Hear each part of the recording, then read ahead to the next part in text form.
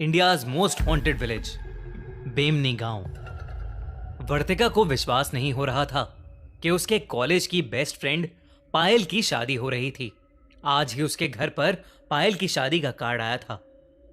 पायल का परिवार हिमाचल के बेमनी गांव से था और पायल की शादी भी उसी गांव में थी। वर्तिका बहुत एक्साइटेड थी क्योंकि वो पहली बार कोई पहाड़ी शादी अटेंड करने वाली थी। वर्तिका 2 दिन बाद ही अपना सामान लेकर बेमनी गांव पहुंच गई। गांव में घुसते ही वर्तिका पहाड़ों के नजारों में खो गई। पर तभी उसके सामने कुछ अजीब सा हुआ। एक आदमी जोर जोर से चिल्लाकर एक पेड़ पर अपना सर मार रहा था और उसके सर से खून भी बह रहा था। पर आसपास के लोगों को मानो उससे कोई फर्क ही नहीं पड़ रहा था।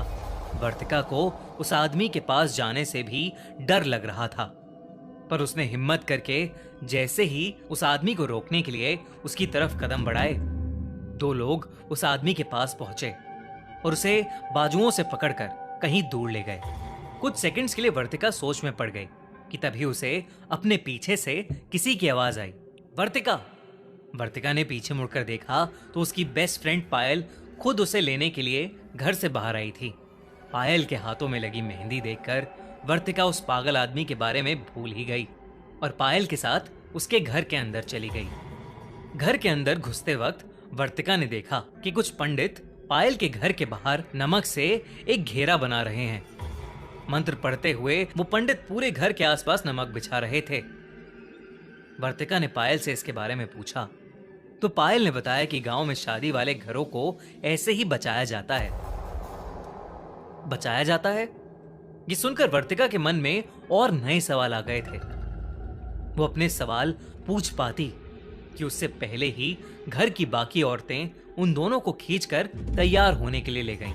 कुछ ही घंटों में पायल और वर्तिका भी तैयार हो गईं और सभी लोग शादी के लिए निकल गए। मंडप में बैठे दुल्हा दुल्हन और उनके परिवार के लोग शादी की रस्में कर रहे थे।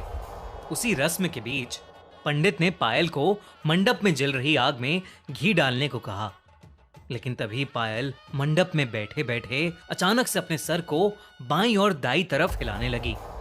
पंडित के दोबारा कहने पर पायल ने सीधा पूरा घी का डब्बा उठाया और उस आग के अंदर फेंक दिया।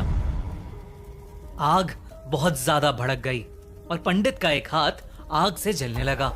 गाइस, वीडियो में आगे बढ़ने से पहले मैं आपको डिज्नी प्लस हॉटस्टार के नए शो के बारे में बताना चाहता हूँ, जिसका नाम है दहन, राखन का रहस्य। शो में गवर्नमेंट ऑफिसर अवनी शिलासपुरा नाम के शहर में अपने नए माइनिंग प्रोजेक्ट के लिए जाती है। माइनिंग करते समय शिलासपुरा के एक प्राचीन मंदिर के कुछ हिस्से में दरार आ जाती है। लोग कहने लगते हैं कि वो मंदिर एक मायावी का है और अगर उस मंदिर को कुछ भी नुकसान हुआ तो फिर उसकी माया से पूरा शिलासपुरा बर्बाद हो जाएगा। है ना बड़ा सुपर नेचुरल और इंटरेस्टिंग प्लॉट। चलिए मिलकर पता लगाएं कि आखिर शिलासपुरा का क्या राज है। चेक आउट हॉटस्टार स्पेशल्स दहन, राखन का रहस्य, now streaming only on Disney Plus Hotstar. Link in the description. वर्तिका मंडप के पास ही बैठी थी और ये देखकर उसकी आंखें फटी की फटी रह गईं। देखते ही देखते पायल के हाथों का रंग काला पड़ने लगा और वो जोर जोर से अपने हाथों से जमीन पीटने लगी। घूंघट के नीचे उसका चेहरा तो नहीं दिख रहा था, पर उसके काले हाथ देखकर वर्तिका की हालत खराब हो गई थी। पर मंडप में बैठे लोग वहां खड़े होकर बस पायल को देख रहे थे। उनमें से कोई भी डरा हुआ नहीं लग रहा था। वर्तिका को यह बात और भी ज्यादा अजीब लगी। वो जब से बेमनी गांव में आई थी तब से कुछ ना कुछ अजीब घटे जा रहा था, जो वर्तिका के लिए तो बहुत डरावना था, पर बेमनी गांव के लोगों के लिए शायद आम बात लग रही थी। तभी वर्तिका को पायल की जोरों से चीखने की आवाजें आईं और उसका घूंघट उसके सर से हट गया।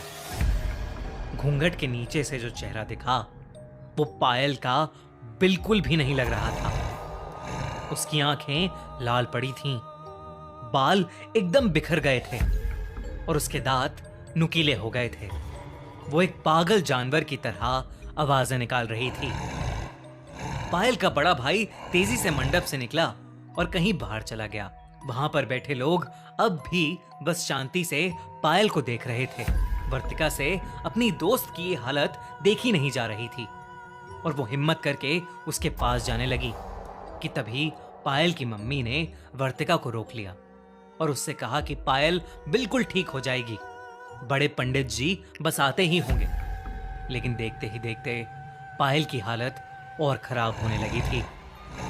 उसने अपने हाथों से अपने ही बालों को खींचना शुरू कर दिया और वो किसी अनजान भाषा में कुछ बड़बड़ाने लगी। वर्तिका की नजरें पायल से नहीं हट रही थीं।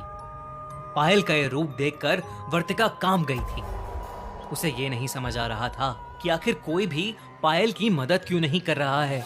उसने जोर लगाकर पायल की मम्मी से खुद को छुड़ाया और पायल के करीब चली गई। वर्तिका ने पायल से बात करने की कोशिश की और पायल थोड़ी शांत हो गई।